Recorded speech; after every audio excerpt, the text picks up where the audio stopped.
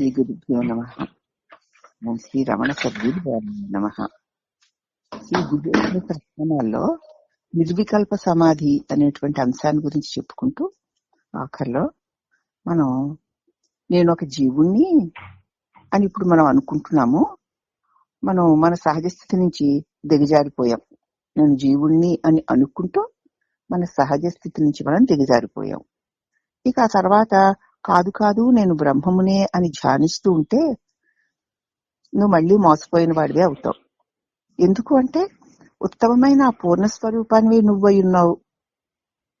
అట్టి తన్ని నేను అనేటువంటి నేను ఉన్నాను అనేటువంటి నీ తత్వం తప్ప ఇక దేనిని నువ్వు భావించే మరొక రెండో వాడివిగా మిగిలిపోతావు గనక నేను ఇది నేను అది అని అనడానికి రెండోది లేనే లేదు. ఉన్నదే బ్రహ్మము అంటారు కదా అండి, అంటారేమో కదా. ఉన్నదే బ్రహ్మమైనప్పుడు బ్రహ్మమై ఉండుటయే. ఇక అనడాలు వినడాలు తినడాలు లేవు, ఉండుటయే. ఏ తలంపులు లేకుండా కేవలం ఉన్నాను అని వెలుగుతున్న నీ స్వస్థితిలో మనస్సు ఏకమై ఉండుట చేత అనుభూతమయ్యే అఖండ స్వస్థితే సమాధి. ఇక మనసు ఏమైంది? నేను ఇది నేను అది అనుకునే మనస్సు ఉన్నాను అని స్వయముగా వెలుగుతున్న నీ స్వస్థితిలో ఏకమైపోయి ఉంటుంది కాబట్టి అదే అఖండమైన నీ స్వరూపము. ఇలా మనస్సు అణిగి పరమాత్మగా ఆఖరికి మిగిలిపోతుంది. ఆ స్థితిలో మనస్సు అంటూ ఉండదు, నీ స్వరూపమే దైవమే మిగులుతుంది అని చెప్తూ మనసుకి బుద్ధికి మూలమైన ఉన్నాను అనే సద్వస్తువుని పొందే ఉపాయాన్ని చెప్తాను విను. ఈ మనసు అంటే అంతఃకరణ కదా, మనసు బుద్ధి అన్న ఒకటే. అంతఃకరణ ఉన్నాను ఈ రెండిటికి మూలం ఏమిటి? దీనికి మనసుకి బుద్ధికి ఉన్నాను అన్నదే మూలం. మనసుకి బుద్ధికి మూలమైన ఉన్నాను అనే సద్వస్తువే కదా. ఉన్నదేదో ఆ సద్వస్తువు ఉండడం వల్లనే మనసుని బుద్ధిని మనం చెప్పుకోగలుగుతున్నాం.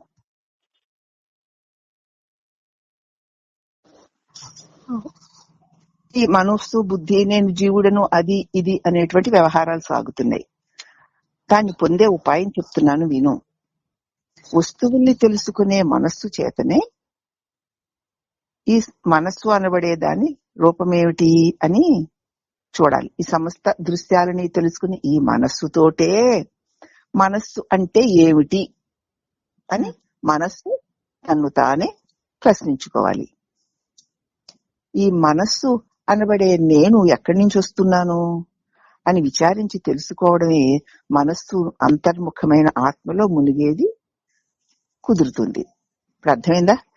ఏదైతే మనస్సుకు బుద్ధికి ఉండడానికి ఆధారమైన మూలమైన ఆ సద్వస్తు ఉందో దాన్ని పొందాలి అంటే ఈ మనస్సు అనబడే అంటే నేను అనబడే ఈ నేను చేతనే నేనెవరిని అని ఈ నేను అన్న తలంపు ఎక్కడి నుంచి పుడుతుందా అని విచారించుకుని తెలుసుకోవడమే మనస్సు అంతర్ముఖమై ఆత్మలో మునిగేటట్టు చేయడం.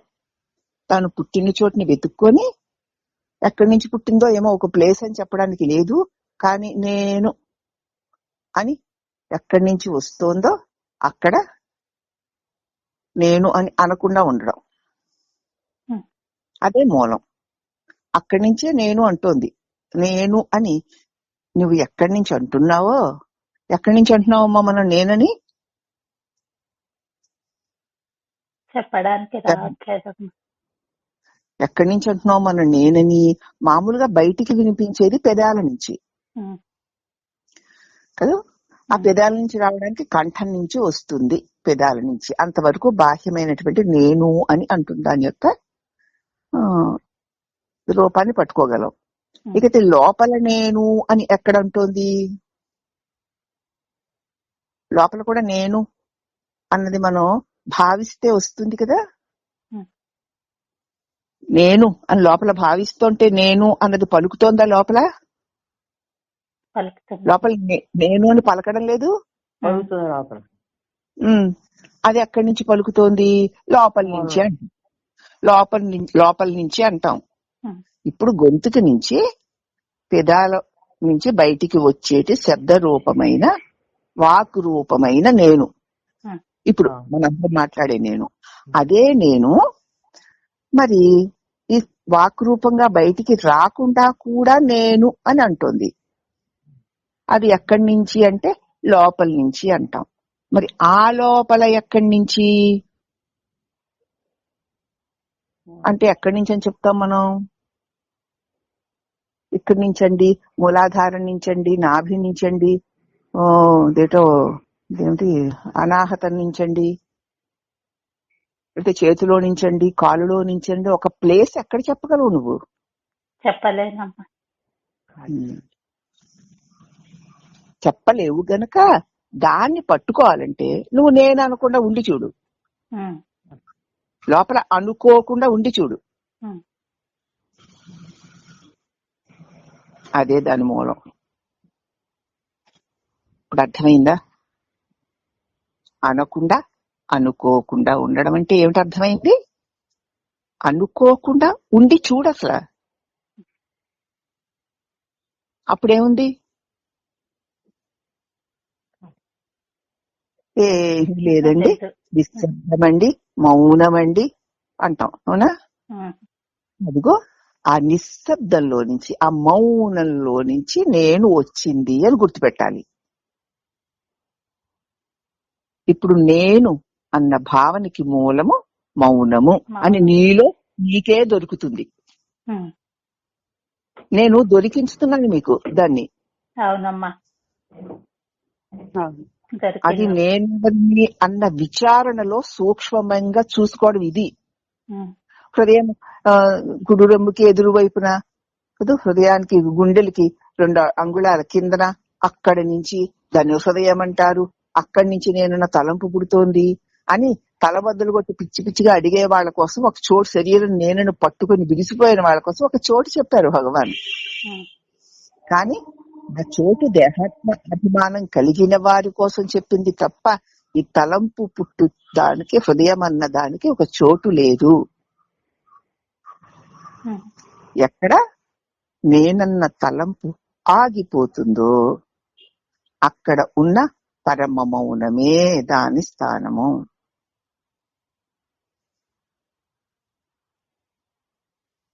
అక్కడి నుంచి నేను అని వస్తుంది. వచ్చిన క్షణంలో నేను అని ఇక రకరకాల ఆలోచనలతో ఎలా ఉందంటే పిచికారీ వేసుకొచ్చినటువంటి దానిలాగా బయటకు వచ్చేస్తుంది. ఇప్పుడు బాగా తెలిసిందమ్మా. ఇంతకు ముందు తెలియందేదో మనకి తెలిస్తే ఇప్పుడు తెలిసిందేదో ఖచ్చితంగా తెలుస్తుంది.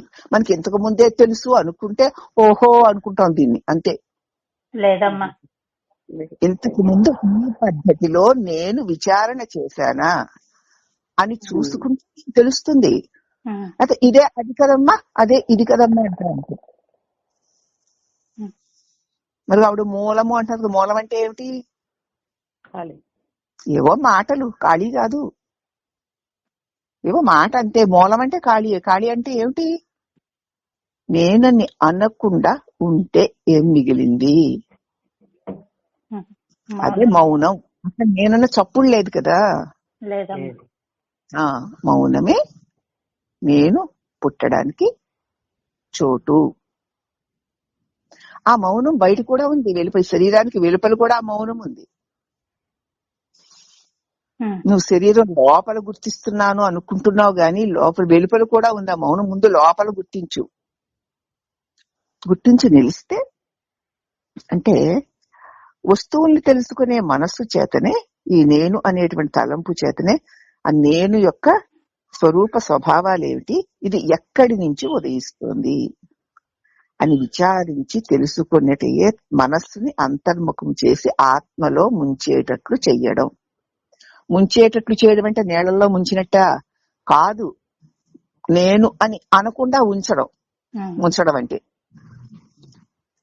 అంటే నేనని అనకుండా ఉంచడం. అదే అంతర్ముఖమై ఆత్మయందు ఉండుట అని అర్థం. అరుణాచల అష్టకంలోని 5వ పద్యాన్ని ఇక్కడ మనం జ్ఞాపకం చేసుకోవాలి.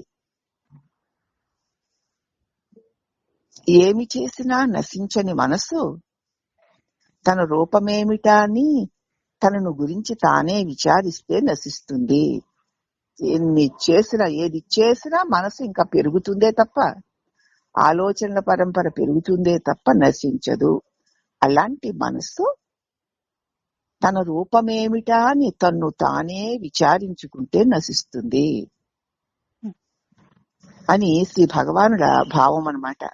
మనస్సు చేత ఇతరములన్నీ విశ్లేషించడము, ఆ రూపము ఈ రూపము ధ్యానము చేయడము అంతర్ముఖత్వము కాదని తెలుసుకునుము. ఇది సద్వస్తును పొందే మార్గం ఇది కాదు. దృష్టితో మనస్సుని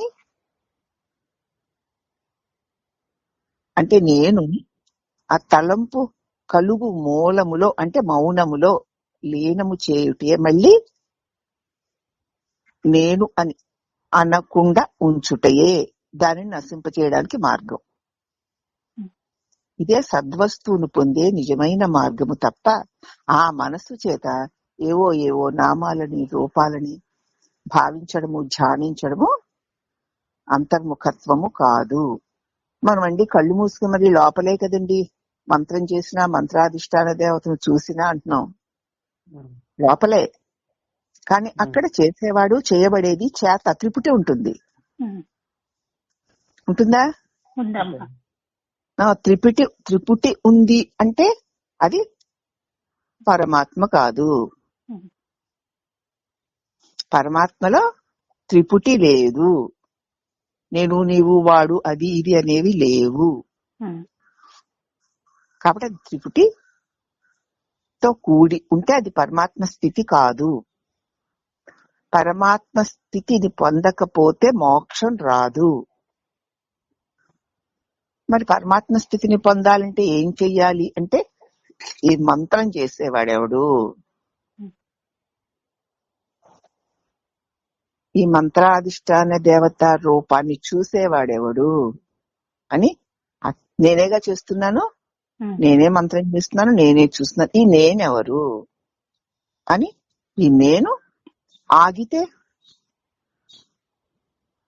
సమస్తము ఆగిపోతాయి.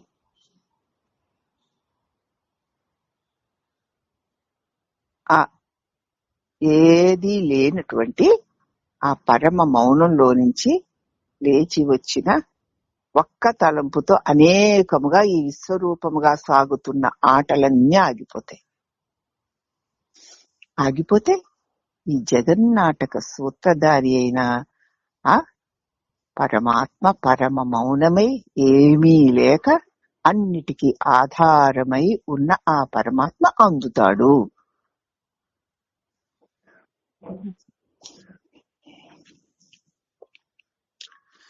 బుద్ధి చలించకుండా అణిగి తానుగా ఉండుటయే తాను శివపదాన్ని పొందడం.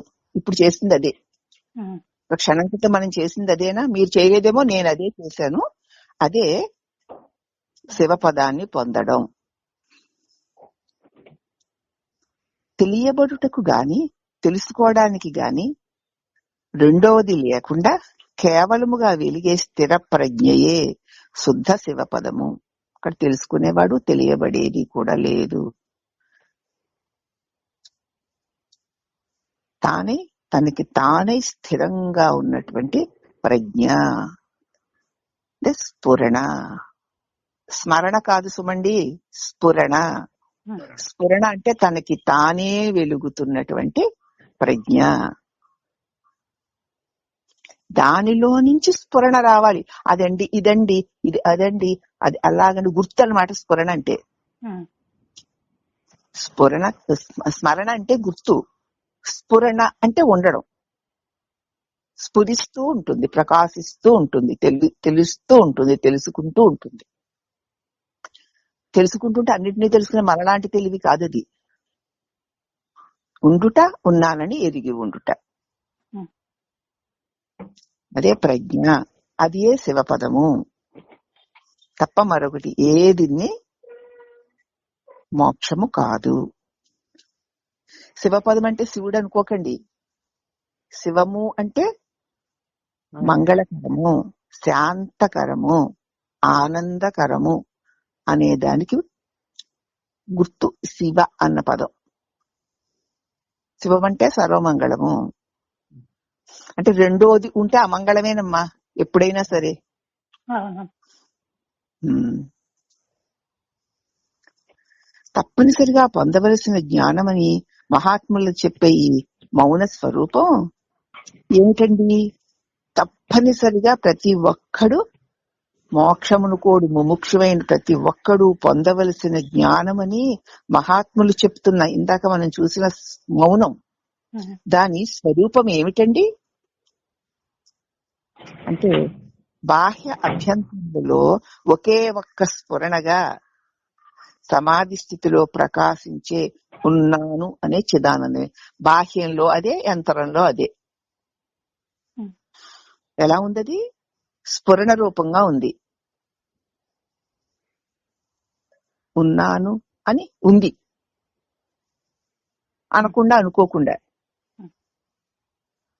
అదే చిదానందము, అదే బ్రహ్మానందము, అదే మన నిజస్వరూపము. ఒక పరిధికి లోబడిన దేహాన్నే నేను అని భావించడం చేత ఈ మాట చెప్పేసరికి మనం మీ దేహాన్ని మన దేహాన్ని మనం చూసుకోవాలి. ఎవరి మట్టుకు వాళ్ళు ఓహో ఊహు అంటూ ఊహల్లో తేలకుండా ఒక పరిధికి లోబడిన దేహాన్ని, అంటే నేనేగా ఈ దేహం నేను నుక్కుంటూ మోహంలో ఉన్నది అని మీ దేహాన్ని చూసుకోండి. ఆ దేహాన్ని నేను అని భావిస్తున్నాను. అవును కదా, మరి ఈ దేహం అంటే వాడి కదా, ఇదే కదా నేను అని అనుకుంటున్నాను అంటున్నాను. ఇలాగ భావించడం చేత ఉన్నాను అన్న ఎరుక దేహంలో మాత్రమే గోచరిస్తుందని, శరీరానికి బయట తాను లేనని ఒక భావం అందరికీ కలుగుతుంది. బయట కూడా అదే ఉందని చెప్తా అదే ఉంది అంటారే గాని అదే ఉంది అని మీరు చూడగలుగుతున్నారా? మరి చూడగలుగుతున్నారా? మరి ఎందుకు చూడడం లేదు అని ప్రశ్నించుకుంటే, ఇదిగో ఈ పరిధిలో ఉండి కదా నేను దేహం కాదు అంటున్నాం, నాకు తెలిసిపోయింది అంటున్నాం, ఇదో మూలం అంటున్నాం, అదేదో మౌనం అంటున్నాం. ఏమిటి? అందుచేత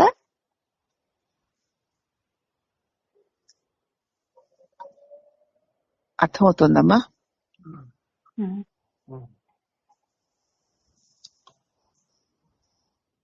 ఎప్పుడైతే ఈ శరీరానికి బయట తాను లేనని ఒక భావం, ఈ దేహమే నేను అని భావించడం చేత ఈ పరిధిలోనే దేహం ఎంత ఉందో అంతే నేను కదా మనందరికీ. దీనికి బయట ఉన్నదంతా మనకంటే వేరే, మనకంటే వేరుగానే ఉంది మనకి. ఎందుకంటే ఇది నేనని భావించి దీనితోటే కట్టుబడి ఉన్నాం మనం. దీనిలో నుంచే అది ఇది తెలుసుకోవాలని చూస్తాం, దీనిలో నుంచే అఖండ సత్యాన్ని చూడాలని చూస్తాం, దీనిలో నుంచే అఖండ సత్యాన్ని పొందాలనుకుంటాం. పైగా దాన్ని దీనిలో నుంచే తెలుసుకుని కదా అది పరమ మౌనమండి, అది మూలమండి, అది ఖాళీ అండి, అది శాంతి అండి అని అదేదో వేరే ఏదో అన్నట్టు మాట్లాడుతున్నాం. అది ఎవరు? నేను అంటున్నాను. ఖాళీ నేనైతే, శాంతి నేనైతే, మౌనం నేనైతే మరి ఈ నేనెలా అవుతాను అని మళ్ళీ తిరగబడి ప్రశ్నించుకోవాలి. మనం ప్రశ్నించుకోవాలా? మరి అలా ప్రశ్నించుకుంటున్నారా? మరి ఇంకనేమి? అదే విచారణ అంటే చాలా సూక్ష్మంగా ఉండాలి, చాలా సూక్ష్మంగా ఉండాలి. ఎక్కడా దేనికి కాంప్రమైజ్ అయిపోయి తెలిసిపోయింది ఇంతే కదా, ఆ మౌనమే కదా నేను అని అనకుండా అనుకోకుండా ఉంటే అదే పరమాత్మ. అవును, అదే నేను. అవును, మరి ఈ ఎక్కడి నుంచి నేను అదే అని తెలుసుకుంటున్నాను? నేనులో నుంచే అనుకుంటాం. ఎందుకు? మేనన్న పరిధి మనకు పోవడం లేదు కనుక. ఎప్పుడూ కూడా ఈ నేనుని ఒక పరికరంగా చూడడం లేదు, కానీ అది పరికరంగానే వాడుకుంటున్నాం దాన్ని. ఎంత తమాషా అంటే నేనుని పరికరంగా వాడుకుంటూ దాన్ని పరికరంగా చూడలేదు. నేను అనుకుంటున్నాం. అవునమ్మా. మనం ఒక బయటికి వెళ్ళేటప్పుడు ఒక చొక్కా తొడుక్కొని వెళ్తాడు ఆయన, అప్పుడు చొక్కా కూడా తానే అయి తిరుగుతాడు. మళ్ళీ ఇంటికి వచ్చాక చొక్కాని తీసేసి చిక్కానికి తగిలిస్తాడా లేదా? అప్పుడు మరి ఆ చొక్కా వీడికంటే వేరయ్యిందా లేదా? అయ్యిందమ్మా. అలాగే ఈ దేహం వ్యవహార కాలమందు పరికరంగా వాడుకుని తర్వాత దాన్ని చిక్కానికి తగిలించినట్టుగా వదిలేయకుండా తగిలించుకు తిరుగుతావు ఎందుకు?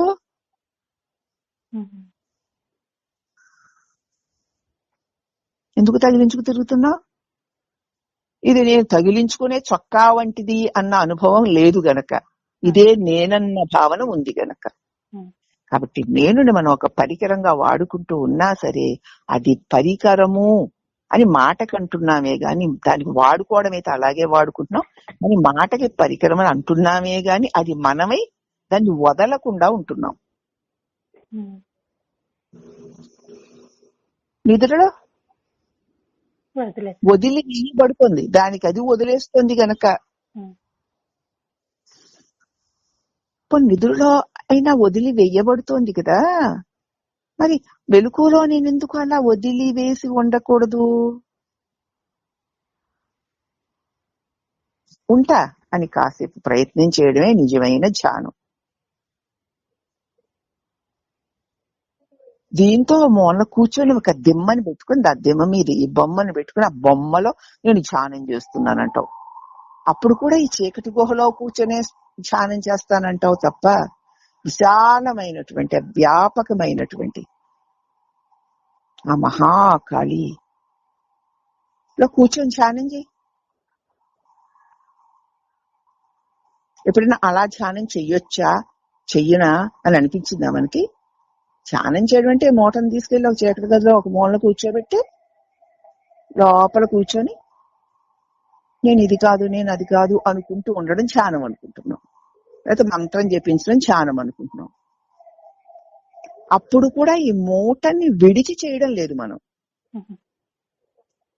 అర్థమవుతుందమ్మా? దేహాత్మ భావన ఎంత గాఢంగా ఉందో ప్రతి మన క్రియలోని ప్రతి భావనలోని కూడా దాన్ని అంటుకునే అన్ని సాధనలు చేస్తున్నాం తప్ప ఇది నేను కాదన్నప్పుడు దీన్ని విడిచి నాకు నేనుగా నా స్ఫురణలో నేను దీనికంటే వేరుగా ఉన్నానా అని చూసుకోవాలి. మౌనమే రూపమై ఒక భావన అందరికీ ఆమెని కలుగుతోంది. ఒక పరిధికి లోబడిన దేహాన్నే నేను అని భావిస్తూ ఉండడం చేత ఉన్నాను అనే ఎరుక దేహములో మాత్రమే ఉన్నది అని, అది శరీరానికి బయట లేదు అని, తాను దేహములోనే ఉన్నానని, తాను శరీరానికంటే బయట కూడా ఉన్నవాడను కానని ఒక భావన మనందరికీ కలుగుతుంది. శరీరం నేను అని భావించకపోతే లోపల బయట అనే భేదం కలగడానికి ఆస్కారం లేదు కదా. శరీరాన్ని బట్టే కదా లోపల బయట. మరి అంచేత లోపల బయట లేని ఎరుకగా గోచరించు ఉన్నాను, పరిధి లేకుండా ఉన్నాను, అపరిమితమై ఉన్నాను అనే ప్రజ్ఞయే సత్య జ్ఞానముగు పూర్ణ వస్తువ.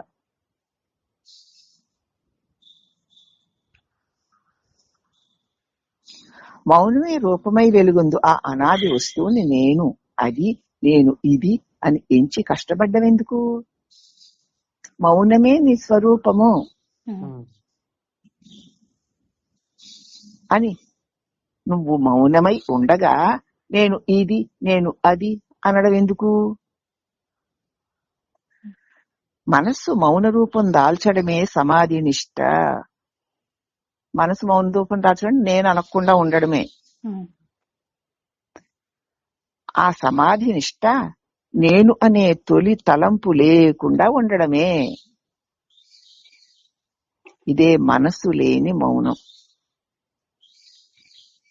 ఇట్లాగా నేను లేకపోయిన తర్వాత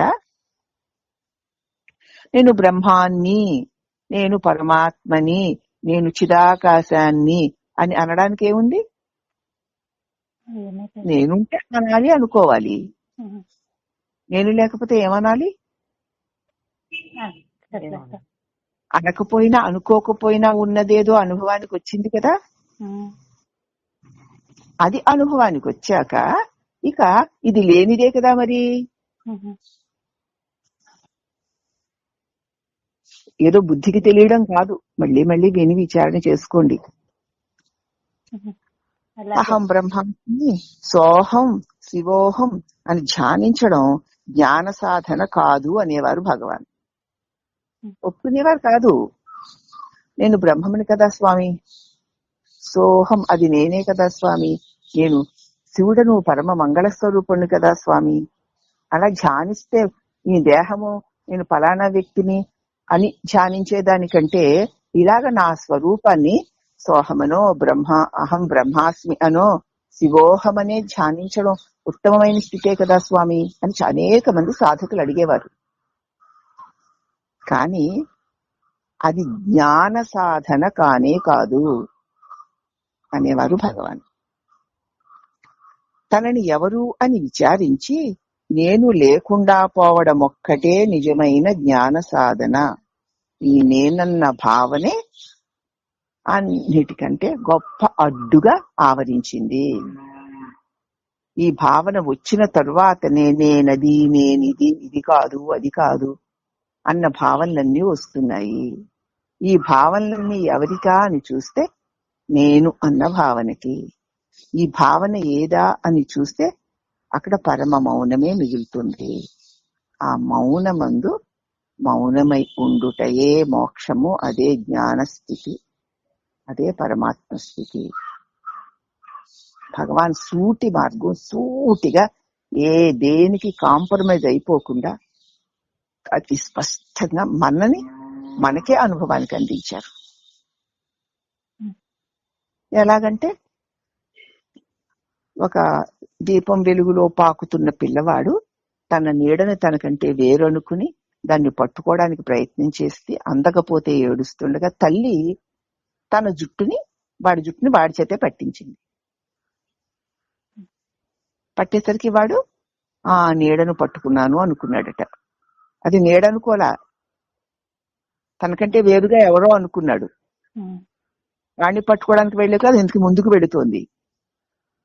అది అందడం లేదని ఏడుస్తున్నాడు. ఏడుస్తుంటే వాడి జుట్టు చేత వాడినే పట్టించుకుంటే నేను పట్టుకున్నాను అనుకున్నట్ట. అలా ఉంటుంది ఇప్పుడు మన సాధన. నేనిది, నేనది, నేనల్లాగా, నేనిల్లాగా అనుకునే నేనెవరా అని ఆలోచించి చేసి చూస్తే పరమ మౌనమే, స్వరూపమే మిగులుతుంది. ఇది నిజమైన జ్ఞాన సాధన గాని, ఇది నిజమైన మోక్ష సాధన గాని, మిగతావన్నీ తన నుంచి తన్ను దూరము చేసేవే అని తెలుసుకోండి. ఎప్పుడైనా ఎవరైనా ఎన్ని వేల సంవత్సరాలు తపస్సులు సాధనలు చేసినా ఆఖరికి ఈ పరమ మౌనంలో చేరి శాంతించవలసిందే తప్ప ఎన్ని చేసినా దానివల్ల ఎన్ని ప్రయోజనాలు వచ్చినా ఆ ప్రయోజనాలని ఆ లోకాలు ఈ లోకాలకు వెళ్ళి ఎన్ని అనుభవించినా ఆఖరికి మళ్ళీ ఇదంతా లేనిదేనని, ఉన్నది తానేనని, తాన పరమ మౌనమై స్థిరపడుటయే మోక్షము.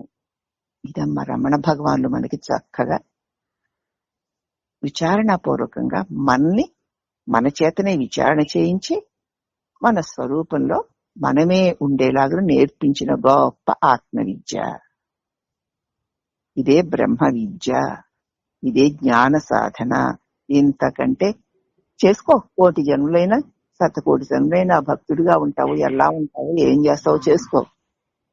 కానీ చేసేవాడెవడాని ప్రశ్నించి తన మూలంలో తాను ఐక్యం కాకపోతే ఇవంతా శ్రమపూర్వకమైన వృధాశ్రమలే, కలలో చేస్తున్న పనులే, కళ్ళలే.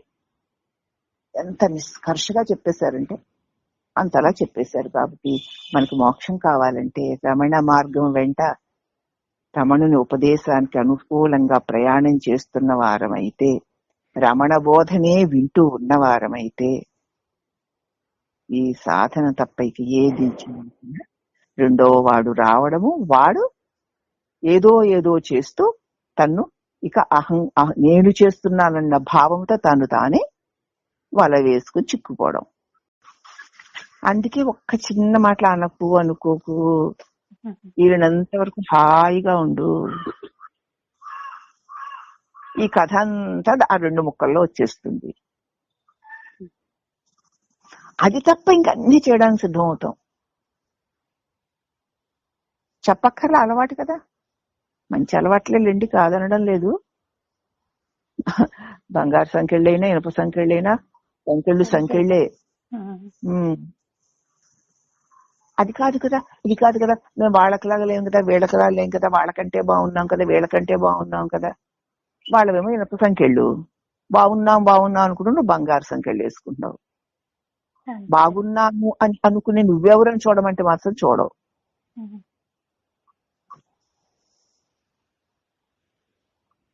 అని చెప్తూ నిర్వికల్ప సమాధి అంటే ఇదే అని చెప్తూ నిర్వికారము అంటే ఏమిటి అన్నదాన్ని వివరిస్తున్నారు. ఓ ఈ మహాజ్ఞానులారా అని సంబోధిస్తున్నారు మనల్నే. ఇక్కడ మనం మహాజ్ఞానులం కదా, మరి ఓ ఈ మహాజ్ఞానులారా మీ నిశ్చిత అభిప్రాయం ఏమో చెప్పండి. ఇంత చెప్పాం కదా, ఇప్పుడు మీ నిశ్చిత అభిప్రాయం ఏమిటో చెప్పండి. ఈ జగత్తు దృశ్యముగా కనిపిస్తోంది, మరలా అదృశ్యం అయిపోతుంది. అవునా? ఈ జగత్తు దృశ్యముగా కనిపిస్తోంది, మళ్ళీ అదృశ్యం అయిపోతోంది. మరి ఈ జగద్వికారము నిజమైందంటారా? ఒకప్పుడు ఉన్నట్టు సత్యం అన్నట్టు తోచి మరి ఒక ఉన్నప్పుడు లేకుండా పోతుందే. మరి ఉండడాలు లేకపోవడాలనే వికారాలు సత్యవస్తువుకు ఉంటాయా? సత్యవస్తువు ఎప్పుడూ ఉంటుంది కదా. మరి ఇది వాస్తవమైందంటారా? ఒక్కసారి పరిశీలించి చూడండి. లేకపోతే నిర్వికారమైన సద్వస్తువు వికారము చెందినట్లు మీకు కనిపిస్తోందా? అది కూడా చూడండి. నిర్వికార వస్తువు వికారాన్ని చెందదు కదా. వికారం చెందేది నిర్వికార వస్తువు కాదు. మరి ఇప్పుడు ఏమిటి? మీ నిశ్చితమైన అభిప్రాయం ఇంత బోధ వింటున్నారు కదా, మీ నిశ్చితమైన అభిప్రాయం ఏమిటి? అది నిత్య వస్తువు కాదు. కాదు అని తెలుస్తోంది రేమ్మా. ఎందుకంటే ఇది వికారాలు చెందుతోంది కాబట్టి. ఇది నిత్య వాస్తవమైంది, అవునా కాదా? లేకపోతే నిర్వికారమైన వస్తువే ఈ వికారములు చెందినట్లు కనిపిస్తోందా? కనిపించడం కాదు, నిర్వికారం కాదు అసలు. మరి ఇప్పుడు కనిపిస్తున్నది ఏంటి? కనిపిస్తుంది, అలా కనిపిస్తుంది, అలా ఉండట్లేదు కదా. మరి కనిపిస్తోంది ఏంటి? ఉండి ఉండకుండా పోతున్నది ఏమిటి? జగత్తు, ఈ దృశ్యం. నేను ఉంటున్నా, దృశ్యం పోతోంది. మాయమ్మది మాయ. మాయ లేదు, మోయ లేదు. అనుకుంటే ఉండేది, అనుకోకపోతే పొందేది అంతే. మరి అనుకునే నేనెవరు? అనుకునేది తెలివైన నేనే అలా ఉన్నదాన్ని ఎప్పుడు నేనే. అనుకునేవాడు ఒకడు వచ్చి ఇలా ఉంది అలా ఉంది అనుకుంటున్నాడే కానీ అది ఉండేది వీడు ఉండడు, అది ఉండదు. ఇప్పుడు మీరు చెప్పేది అనుకునే నేనే అంటున్నారు. కాదు, అనుకునే నేను కాదు, అనుకోపోతే ఉన్నదేదో అదే నేను అని చెప్పాలి. ఏంటో ఏంటో మరి నాకేం మీ జ్ఞానం నాకు అర్థం అవుదమ్మా. అనుకునేది నేను ఎలా అవుతుంది? అనుకోని వస్తే నేను, మరి అనుకునేది ఎంత పోతుంది? మీరే అన్నారు ఆ మాట. నేనే అనుకునేదే నేను అని అన్నారు మీరు. అదే మనకి తెలిసి మాట్లాడుతున్నామా తెలియక మాట్లాడుతున్నామో మనకే తెలియదు. అనుకునే నేను ఎవరు అని అడగమంటుంటే, అనుకుంటే ఉంటుంది, అనుకోకపోతే ఉండదు. అప్పుడేమిటి? అనుకునే నేనెవరు అని ప్రశ్నించుకోవాలి. లేదు, ఉంటుంది, ఉండదు అనకూడదు. తయారు చేసిన సమాధానాలు అవన్నీ. అర్థమైందా మీకు? ఈ జగద్వికారాలు వాస్తవమైనవేనా? మళ్ళీ ఒకసారి చూద్దాం. మహాజ్ఞానులారా, ఒక్కసారి మీ నిశ్చిత అభిప్రాయం ఏమిటో చెప్పండి. ఈ జగత్తు దృశ్యంగా కనిపిస్తోంది కదా, మళ్ళా అదృశ్యం అయిపోతోంది. మరి ఈ జగద్వికారము వాస్తవమేనా? లేక నిర్వికారమైన సద్వస్తువే వికారము చెందినట్లు మీకు కనిపిస్తోందా అంతే. అని అడిగారు. ఈ గ్రంథంలో 63, 64, 65 భావాలు ఇక్కడ మరొకసారి పరిశీలించుకోవాలి.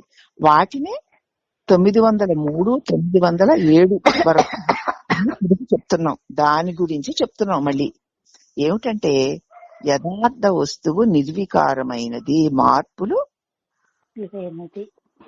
యథార్థ వస్తువు నిర్వికారమైనది. మార్పులు అంటే ఈ పుట్టడం, పెరగడం, తరగడం, మరణించడం, ఈ నామం, ఈ రూపాలు, ఈ మనస్సు, ఈ ఇంద్రియాలు, ఇవన్నీ ఈ మనస్సు సృష్టించినవే. ఇవి యథార్థాన్ని ప్రభావితం చెయ్యలేవు. అంటే ఏమిటి? నిర్వికారమైన పరమ మౌనాన్ని ఇవి ఏమీ చెయ్యలేవు. అవునమ్మా. ఏవి అంటే పుట్టడం, పెరగడం, తరగడం, మరణించడం, ఇవి దేనివి? నామరూపాలు. ఇవి ఈ మనస్సు సృష్టించినవే ఇవన్నీను. మనస్సు సృష్టించినవే ఇవన్నీను. ఏది? పుట్టాను, పెరిగాను, వంగాను, పుగ్గాను, చచ్చిపోయాను, చచ్చిపోతాను అని ఇదంతా మనస్సు సృష్టించిన భావనాపూర్వకమైన క్రియ అనకూడదు, భావనే. భావన యథార్థాన్ని ఏమీ చెయ్యలేదు. యథార్థం అలాగే పరమ మౌనంగా ఉంది. ఈ మనసు యొక్క భావన వల్ల పుట్టడం, పెరగడం, వంగడం, కొంగడం, చావడం అనేటువంటి వికారాలు, అనేక నామ రూపాలనే వికారాలన్నీ మనోభావాలేను. ఈ మనోభావాల వల్ల ఉన్నట్లుగా తోచుచున్నది. పుట్టిందని, పెరిగిందని, అదని, ఇదని, అలాగని, ఇలాగని, మంచని, చెడ్డని, నావారని, పరవారని, బాధ్యతలని, బరువులని, ధర్మాలని, దానాలని, ఇవన్నీ అని అని అని అంటున్నది ఎవరు? మనస్సు. అది మనసు యొక్క భావాల వికారాలే. ఈ వికారాలు నిర్వికారమైన సద్వస్తునేమీ చెయ్యలేవు. మరి ఎలాగా అంటే, ఇవి వికారాలను ముందు గ్రహించు. గురు యొక్క బోధ ఉంది గనక ఈ వికారాలు ఎవరివి అని ప్రశ్నించు. నాకు అంటావు, నేనెవరును అని ప్రశ్నించి ఆగు.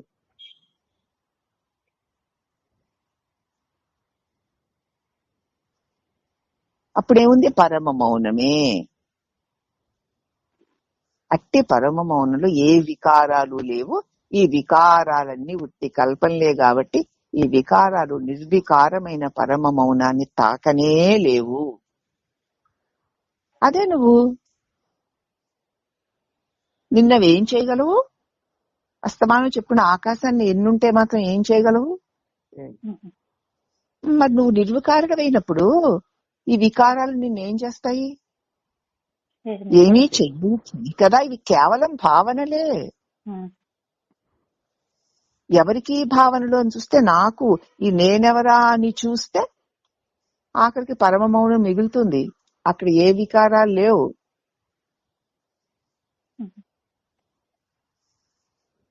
దాని యందు సుస్థిరుడవై ఉండు. ఎన్ని చెప్పినా సరే దాని యందు సుస్థిరుడవై ఉండకపోతే ఇవన్నీ కాకమ్మ కథలే. అర్థమవుతుంది? విక్రమాదిత్యుడు కథలు అన్నాళ్ళు చెప్తే తరుగుతాయి. ఆ శవం కథలు చెబుతూనే ఉంటుంది, వీడు జవాబులు చెప్తాడు, మళ్ళీ చెట్టు ఎక్కుతుంది. ఇంకో మన శవం కూడా అంతే. కాబట్టి చావు పుట్టుకలు కల ఈ అస్వర శరీరానికే జగత్తు యొక్క ఆది అంతాలు కనిపిస్తున్నాయి.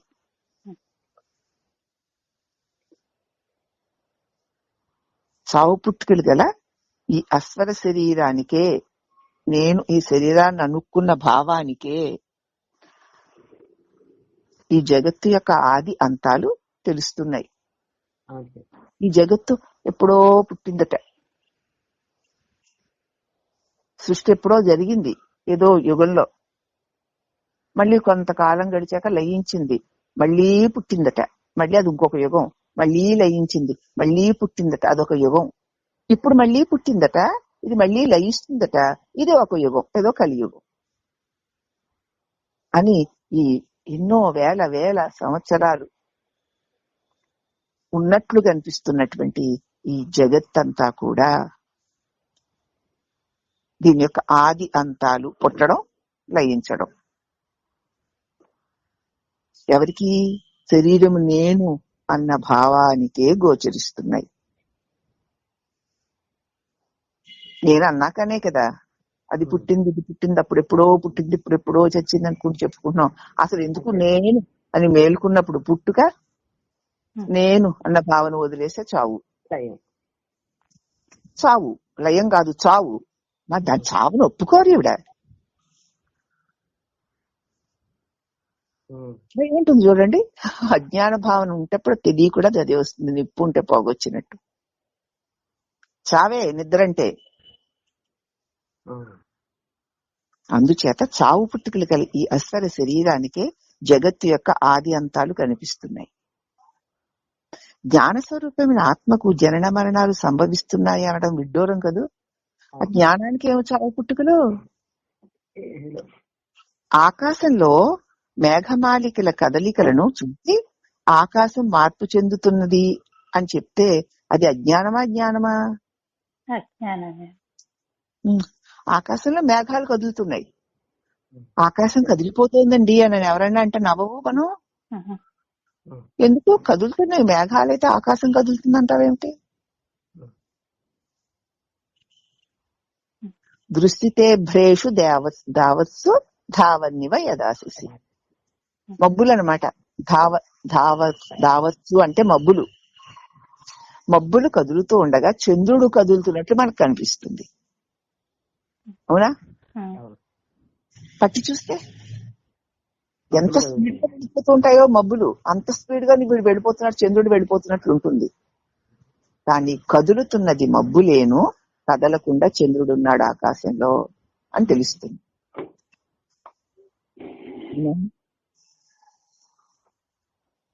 తెలుస్తుందా? ఉదాహరణ తెలుస్తోంది కదా. మనకి మనం ఎలా అన్వయం చేసుకోవాలి? నేను అలాగే ఉన్నాను, వచ్చేవన్నీ కదులుతాను, దేహేంద్రియాలు మన బుద్ధి కదులుతున్నాయి, నేను కదలట్లేదు, అలాగే ఉన్నాను. నేను అలాగే ఉన్నాను. వ్యావృతేష్ ఇంద్రియేష్ ఆత్మ వ్యాపారీవ అవివేకినం. ఇంద్రియ మనోబుద్ధులు కదులుతుంటే నేనే కదులుతున్నా, నేనే మెదులుతున్నా, నేనే చేస్తున్నా, నేనే వెళుతున్నా, నేనే వస్తున్నా అని నేను అనుకుంటే ఎలా ఉంటుందంటే, మేఘాలు కదిలి వెళ్ళిపోతుంటే చంద్రుడు కదులుతున్నాడు అనుకున్నట్లుగా ఉంది. కదులుతున్నది మేఘాలే గాని చంద్రుడు కాదు. కదిలి మెదిలి పనులు చేస్తున్నవి దేశేంద్రియ మనోబుద్ధులే గాని నేను కాదు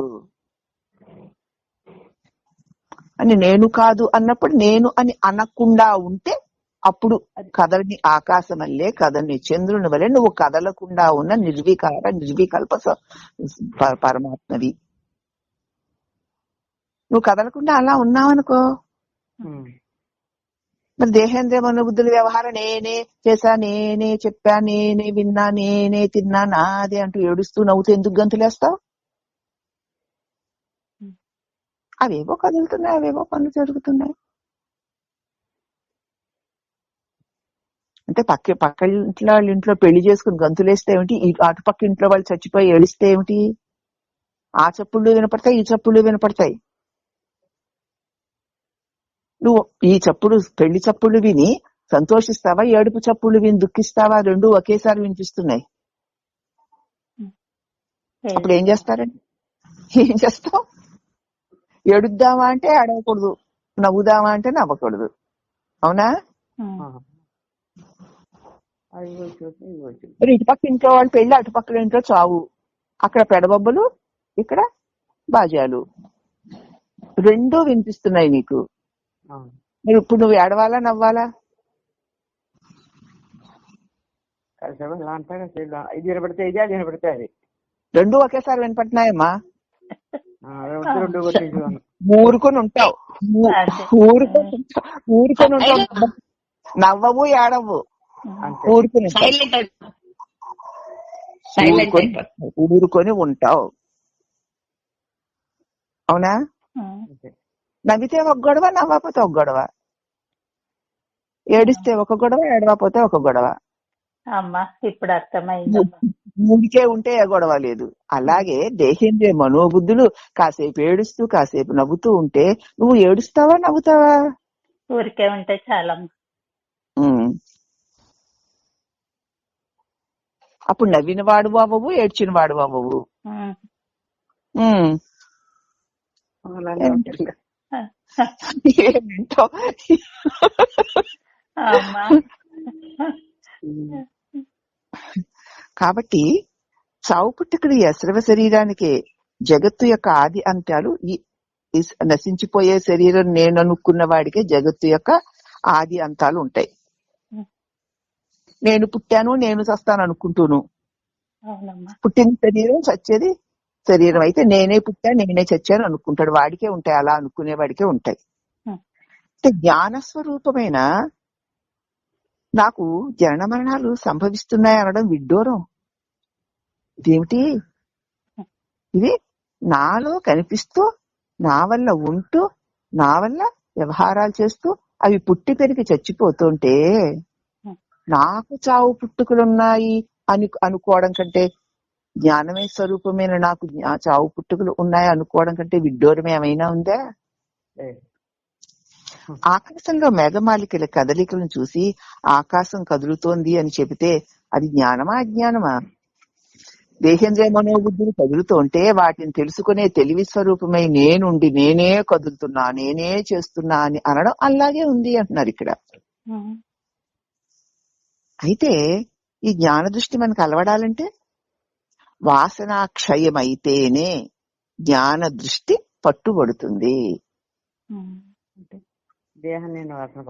ఆకాశంలో మేఘాల వలె సత్స్వరూప జ్ఞాన స్వరూపమునందు వాసనలు కదలాడుతున్నాయి. మబ్బులు కదులుతున్నంతసేపు చంద్రుడు కదులినట్టే ఉంటాడు.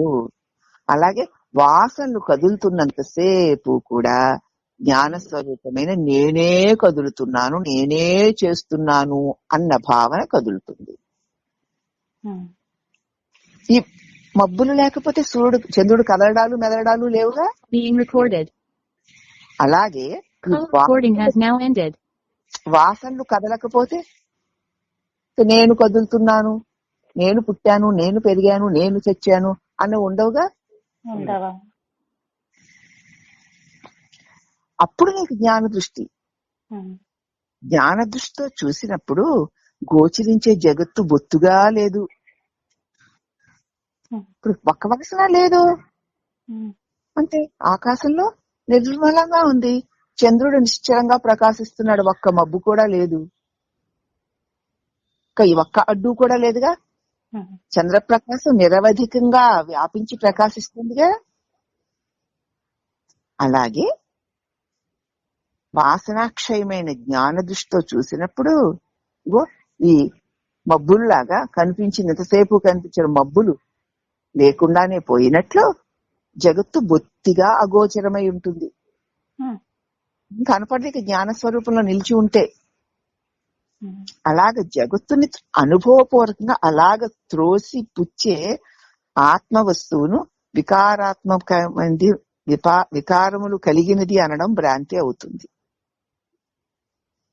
ఆత్మ అస్సలు వాటిని పట్టుకో, చంద్రుడు అస్సలు మేఘాలను ఏమాత్రం అంటుకోవట్లేదు, మేఘాల కదలికలు చంద్రుడికి లేనే లేవు. అలాగే జ్ఞానస్వరూపమైన ఆత్మస్వరూపమైన నాకు ఏ వికారాలు లేవు, పుట్టడాలు పెరగడాలు చావడాలు అన్నవి లేనే లేవు. అంటే నా వల్ల ఉన్నట్టు కనిపిస్తున్నవన్నీ నాకే వచ్చాయి అనుకోవడం మరి భ్రాంతి కాక ఇంకేమిటి? అసలు అంతకంటే ఇంకొక పెద్ద భ్రాంతి ఉంటుందా ఏమిటి? ఉండనే ఉండదు. అసలు భ్రాంతి అక్కడ మొదలైంది. ఇక భ్రాంతే సత్యమై చస్తోంది ఇక్కడ. అది చస్తున్నా సరే మనకు సిగ్గులేదు.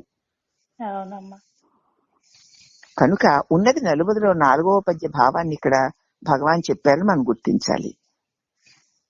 ఎలాగంటే పృథివీ, జలము, అగ్ని, వాయువు ఇవి 4 కదా.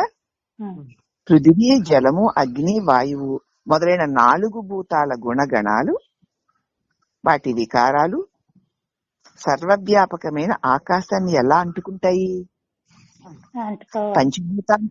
పంచభూతాలు 5 అయినా ఆకాశం విస్తరించి వ్యాపించి ఉన్న వస్తువు. దానిలోనే మిగతావి 4ను, పృథివీ, జలము, అగ్ని, వాయువును.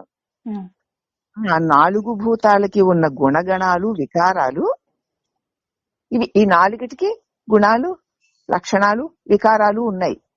భూమి దానికి ఆకారము, దానికి ఒక గుణము ఉన్నాయి. భూమి గుణం ఏమిటి? వాసన.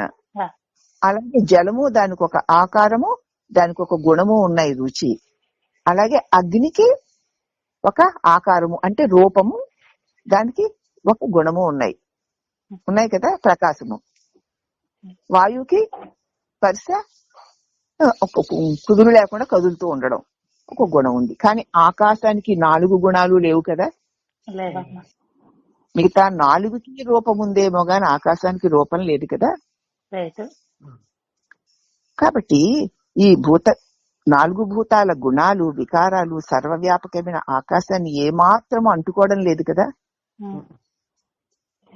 భూమిలో పెద్ద పెద్ద భూకంపాలు వచ్చినా ఆకాశానికి ఏమీ అవ్వడం లేదు, భూమే చెక్కలు మొక్కలు అవుతుంది. అలాగే నీరు ఉప్పొంగినా ఆకాశానికి ఏమీ అవ్వడం లేదు, ధారలుగా వానలు కురిసినా ఆకాశాన్ని తడపడం లేదవి.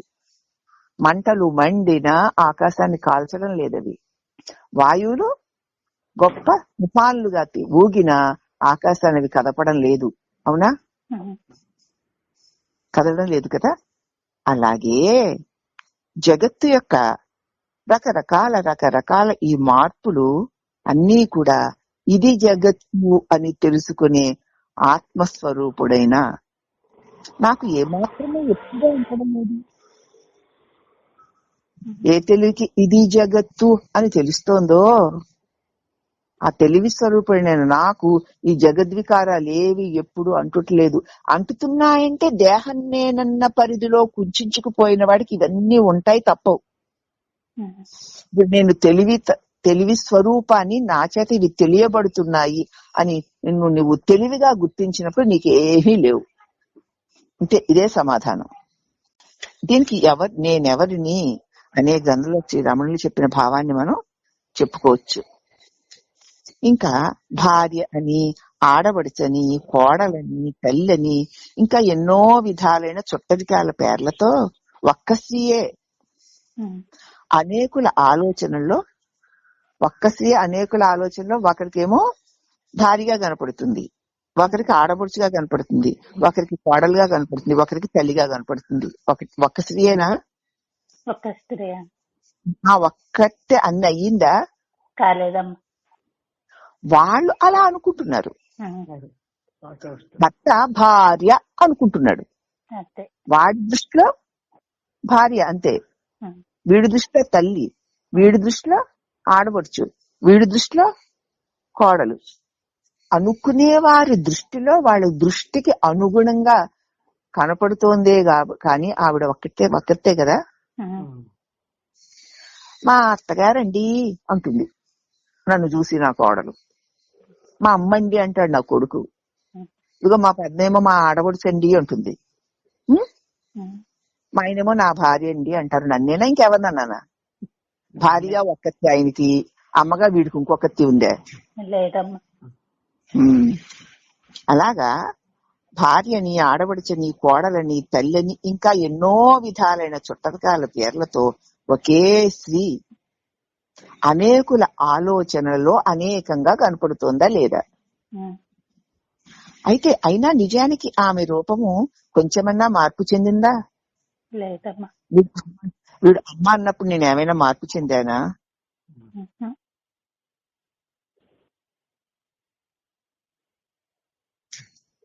చెందలేదు కదా. హలో, చెందలేదమ్మా. అందుచేత అనేకులు అనేక విధాలుగా అనుకున్నప్పుడు కూడా ఆమె రూపము కొంచెం కూడా మార్పు చెందలేదు కదా. అలాగే ఇప్పుడు ఈ ఉపమానాలు బాగా అర్థమైపోతాయి. అలాగే అజ్ఞాన దృష్టికి జగత్తు, జీవుడు, నానా రకాల నామరూప వికారాలుగా భావించుకుని చూస్తున్నటువంటి భావనలన్నీ కూడా ఏకమైన ఆత్మ ప్రకాశమునందే. అవునా? ఆ ఆత్మ ప్రకాశం నిర్వికారంగానే ఉంది.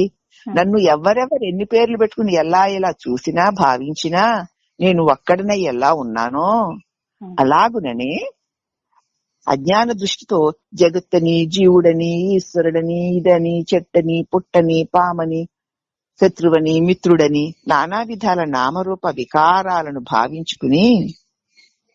భావించుకున్నా నన్ను ఎవరు ఎన్ననుకున్నా నేను ఒక్కటే అయి ఉన్నట్లు అజ్ఞాన దృష్టిలో జగజ్జీవేశ్వరుని నానా రకాల రూపాలుగా భావించిన ఏకమై ఉన్న ఆత్మస్వరూపమైన నేను నిర్వికారుడనే. ఎవరెవరు ఎలాగైనా అనుకొని ఎలాగైనా భావించని నేను ఒక్కడనే. ఆ వికారాలు నాకు లేవు. ఉన్నాయా? లేవమ్మా. ఎందుకు లేవు? బో అయ్యి బాబాయ్, కడుపు తీపండి నేను తల్లిని. కడుపు తీపి. ఎందుకు లేవమ్మా? భర్త ఇక అసలు అర్ధనారీశ్వరుని మేము విడిచ క్షణం కూడా బతకమండి అంటావు. మా ఆడపడుచు బాబు గయ్యాళి గంప, ఓ ఎంత మంచిదో అంతే. అలాగే మా అత్తగారండి అంటే ఎందుకు లేవు? అలాగ బ్రతుకుతున్నావమ్మా, జాగ్రత్త. అవన్నీ కూడా నువ్వు కావు. ఇవన్నిటినీ తెలుసుకునే తెలివిని నేను అన్నప్పుడు ఈ వికారాలేవి నీకు చెందవు. అప్పుడు ప్రభావాలు నీ మీద ఉండవు కదా. ఉండవమ్మా. వికారాలుంటే ప్రభావాలుంటాయి.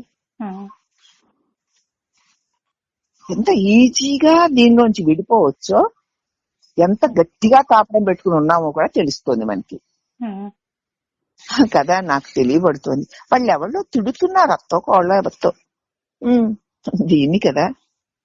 దీన్ని అత్తట్టుకుంటోంది, అది దీన్ని తిట్టుకుంటోంది. అది తిట్టే దేహము నాకు తెలుస్తున్నాయి. దీన్ని అది తిడుతోంది అంతే. అవునా? మరి ఇది అనబడే ఈ దేహమును తిట్టే ఆ దేహము నాకు తెలుస్తున్నాయి కదా. అదేమో దీన్ని పొగుడుతోంది. పొగిడే అదీను, పొగిడింపబడే ఇది నాకు తెలుస్తున్నాయి కదా. నేను ఇది అది కూడా కాకుండా రెండిటిని చూస్తున్నటువంటి తెలివిని కదా. రెండు నా చేతనే తెలియబడుతున్నాయి. కానీ ఈ దేహం నేను అనుకునేసరికి ఆ తిట్లు, ఆ పొగడ్తలు అవన్నీ నాకు వచ్చేసినట్టు ఆ వికారాలకు లోనైపోతున్నాను. అది దేహాత్మ బుద్ధి ఉండి చూసేదానికి, లేకుండా చూసేదానికి ఉన్నటువంటి భేదం. మరి మనం ఎలా ఉన్నామో మనమే చూసుకోవాలి.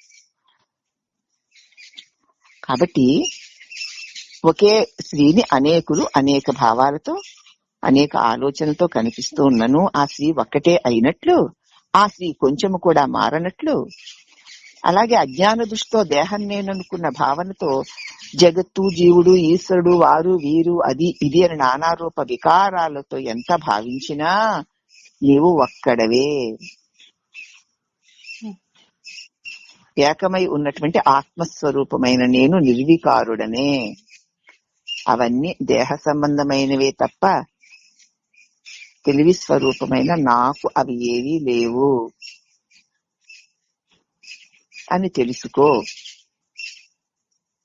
నిర్గుణో నిష్క్రియో నిత్యో నిర్వికల్పో నిరంజన నిర్వికారో నిరాకారో నిత్యముక్తోస్మి నిర్మల. నిర్వికారుడు నిరాకారుడను. నాకే ఉన్నాయి అవన్నీ మేనుకి సంబంధించినవి. మేన పంచభూతాత్మకమైనది, కలిగి తొలిగేది. ఆ కలిగి తొలిగేది నేను అనుకోవడం చేత, పుట్టి చచ్చేది నేను అనుకోవడం చేత దాని వికారాలని నాకు వచ్చినాయని భ్రాంతి కలుగుతోంది. అది భ్రాంతి తప్ప నిత్యము కాదు, సత్యము కాదు. నేను దానికంటే వేరే తెలివి స్వరూపమనే ఉన్నాను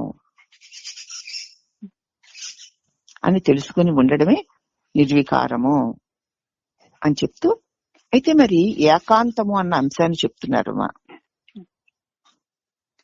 అవినాశి అయిన మోక్షాన్ని పొందే మార్గంలో ఉండే సాధకులకి నాశనము లేని దాన్ని పొందాలని కదా. ఇప్పుడు మన స్వరూపం నాశనము లేనిది, ప్రకాశ స్వరూపమైనది, శాశ్వతమైనది, సత్యమైనది, ఆనందకరమైనది, ఎప్పుడూ ఉండేది అని చెప్పుకున్నాం కదా. అది నీ నిజస్వరూపమైన పరమ మౌనమే అని కూడా చెప్పుకున్నాం కదా. అట్టి నాశనము లేని నీ నిజస్వరూపమును పొందే, మోక్షాన్ని పొందే మార్గంలో ఉండే సాధకులకి తప్పకుండా ఉండవలసిన అనేక సద్గుణాలను వాడికి ఈ గుణాలు ఉండాలి, ఈ సద్గుణం ఉండాలి, ఈ గుణం ఉండాలి చెప్పే అనేక సద్గుణాల్ని పరిశీలించి చూస్తే ఏకాంతాన్ని కోరే గుణమే మనసులో బాగా వేళ్లు ఊనుకొని ఉండాలి. ఏకాంతాన్ని మాత్రమే ఎక్కువగా ఇష్టపడుతూ, ఎక్కువగా కోరుకుంటూ, అస్సలు లోక విషయాలలోనికి కొంచెం కూడా వెళ్ళాలన్న ఏ విధమైన ఉత్సుకత లేకుండా ఏకాంతంలో ఉండాలి, ఏకాంతంలోనే ఊనుకొని ఉండాలి అనే గుణం మనసులో బాగా నాటుకొని ఉండాలి. మాటికి ఏకాంతాన్నే కోరాలి. ఏకాంతంలో కోరుకుంటే అనేకమంతా పోయి ఏకమై ఉన్న ఆ పరమ మౌనాన్ని నువ్వు పట్టుకొని ఉండగలవు. విషయాలలోనికి అనేక వికారాలతో ఉన్న భావాలు కలిగినటువంటి వ్యక్తుల నడుమ ఉన్నప్పుడు దాని ప్రభావం తప్పకుండా మన మీద పడుతుంది.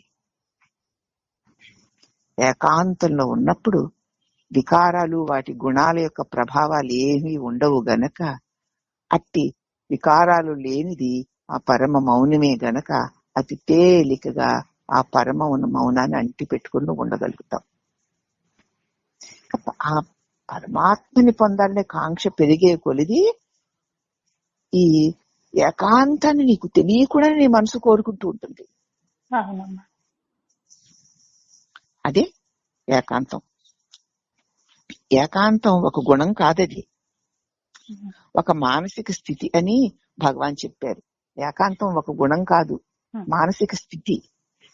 ఒక ముముక్షుని మనస్సు సకల వాసనారహితమైన ఆనంద స్థితినే కోరేలాగున ఈ భావన మనకి సూచిస్తోంది. అంటే ఒక ముముక్షు యొక్క మనస్సు సకల వాసనలు రహితమై ఆనంద స్థితిని సదా కోరుకుంటూ ఉన్నప్పుడు మనసుకి ఈ ఏకాంతము అంత ఇష్టమవుతూ ఉంటుంది. రాబోయే 912వ వచనాన్ని కూడా ఇక్కడ మనం చదువుకోవాలి.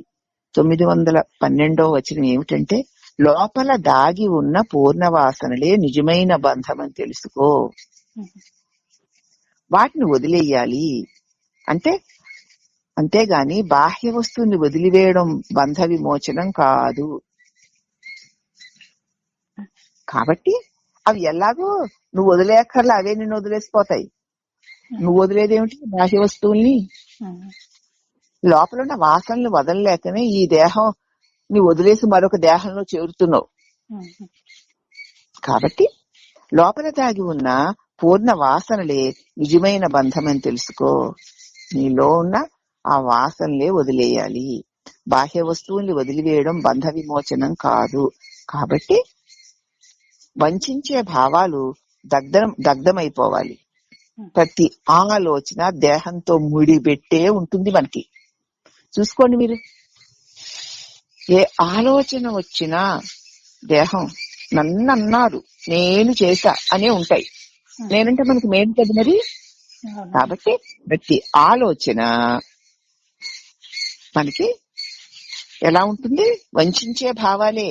అంటే దేహం నేనన్న భావనకు అనుగుణంగా వస్తున్న ఆలోచనలే అవుతాయి. ఏ ఆలోచనైనా సరే అవన్నీ దగ్ధమైపోగా మనస్సు నశించిన జ్ఞానులు ప్రపంచంలో ఏ వర్ణాశ్రమ ధర్మ ప్రకారం జీవించినా తప్పు లేదు.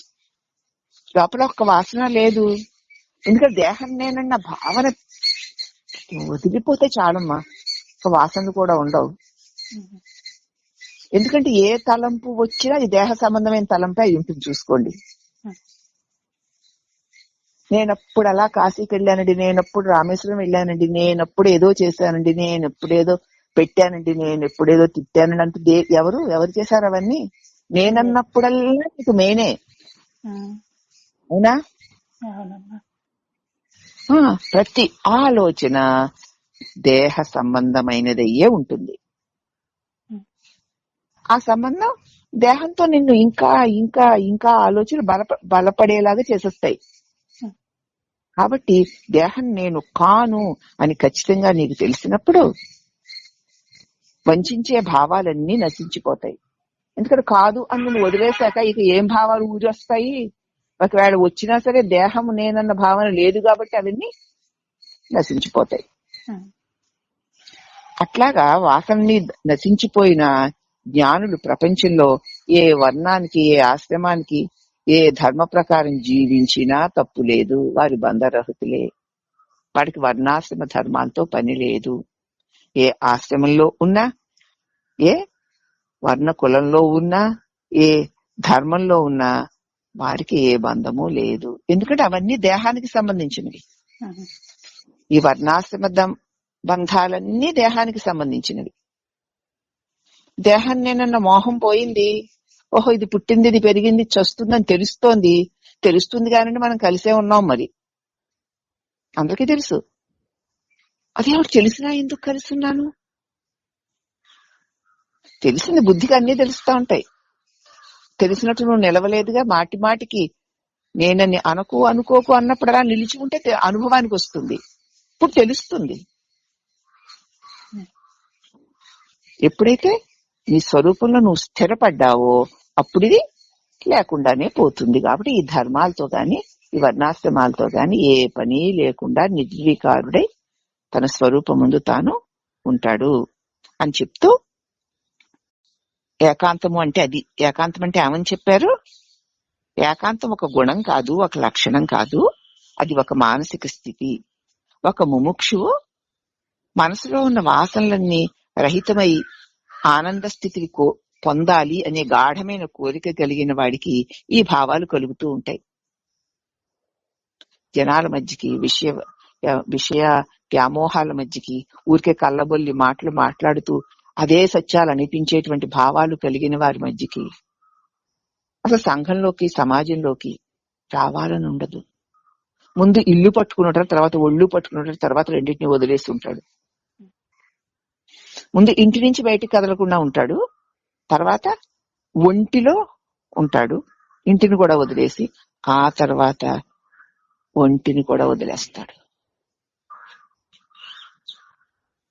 అప్పుడే అతడు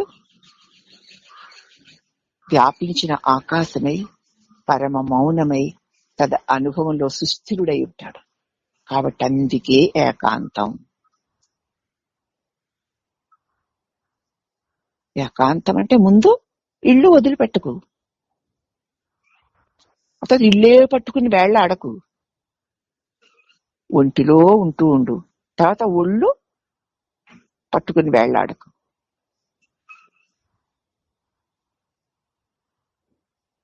అప్పుడు ఇల్లు ఒళ్ళు కాకుండా ఇంటిని ఒంటిని ప్రకాశింపచేసే ఆ తెలివి స్వరూపమై ఉంటావు. అట్టి నువ్వు ఇక వ్యాపించిపోతూ ఉంటావు. ఈ ఇల్లు ఈ ఒళ్ళే కాదు, అన్నిళ్ళు అన్ని ఒళ్ళును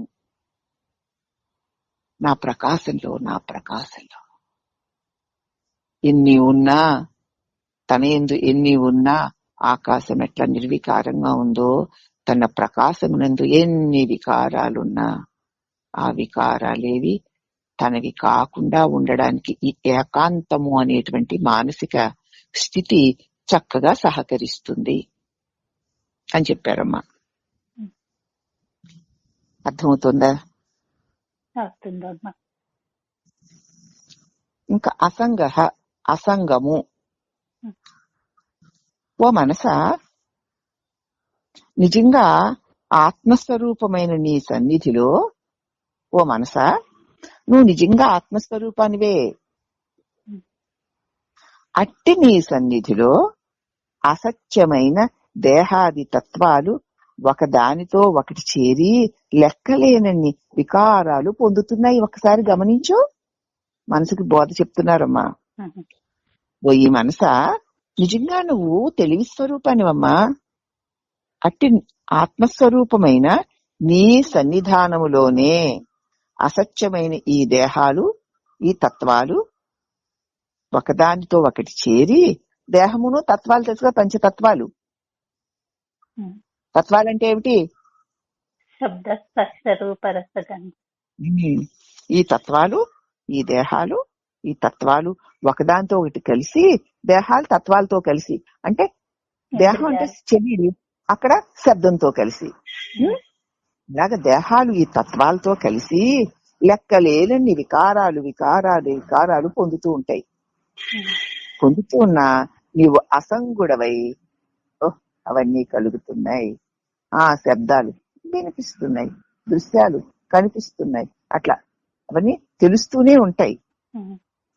నీవు వాటితో నాకే ఇది బాగుంది, ఇది బాగోలేదు, ఇది అలాగా అని పెట్టుకోకుండా అసంగుడవై వాటికంటే వేరుగా నిలబడు. ఆగవమ్మా, చెదరకు బెదరకు, అంతే సుస్థిరంగా నిలవు.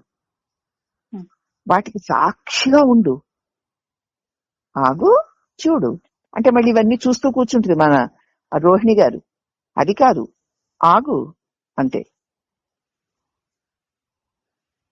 నువ్వు బాగా క్లారిటీ ఇచ్చారమ్మా. తొడుగు తీసేసినాక ఉన్నది నేనే, ఆ ప్రకాశమై ఉన్నాను. మాయనే దేహాత్మ బుద్ధి ఓడగొట్టేశారు. ఉన్న మౌనమే, ప్రశాంతతగా ఉన్న మౌనమే అదే నేను, నేనే ప్రకాశిస్తున్నాను. అంత స్పష్టంగా వివరించేశారు కదమ్మా. ఇంకా అందుచేత నిజంగా ఆత్మస్వరూపమే నువ్వు.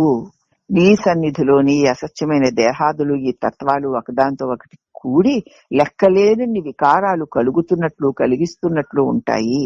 అయినా సరే నువ్వు అవి ఏవి నేను కాను, వాటిని తెలుసుకునే తెలివిని అని నువ్వు వేరుగా నిలబడి చెదరకుండా వాటికి సాక్షిగా సుస్థిరుడవై ఉండేదవుగాక అని ఆశీర్వదిస్తున్నారు ఇక్కడ. ఇప్పుడు అర్థమైంది ఎలా ఉండాలో చెప్పారు కదా. ఆ చెప్పింది మనకు అర్థమైతే మనం అలా ఉండొచ్చు. అయ్యిందమ్మా. ఏవి ఏవి తనను ఎంతెంత చేరినా, ఎన్నెన్నో తిట్లు కుప్పలుగా వచ్చి మీద పడినా, ఎన్నెన్నో పొగడ్తలు కుప్పలుగా వచ్చి మీద పడినా, ఎన్నెన్నో కష్టాలు కుప్పలుగా వచ్చి మీద పడినా, ఎన్నెన్నో సౌఖ్యాలు కుప్పలుగా వచ్చి మీద పడినా, లేదా తన నుంచి లోపల నుంచి ఏవి ఏవి ఎంత ఎంత ఎంత కలిగి వెళ్ళిపోతున్నా, వాటి రాకపోకలికి సాక్షిగా ఉన్నటువంటి నీవు వాటికి వేరైన వస్తువే కదా. కుప్పలు కుప్పలుగా తలంపులు వస్తున్నాయి లోపల నుంచి, రాని అవును కాదు అన్నావా, వాటికి చిక్కిపోయిన వాడివే.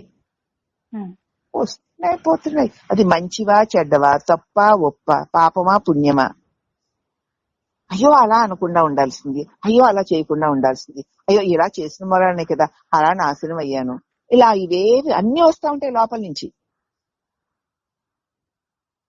దేనితోటి కలవక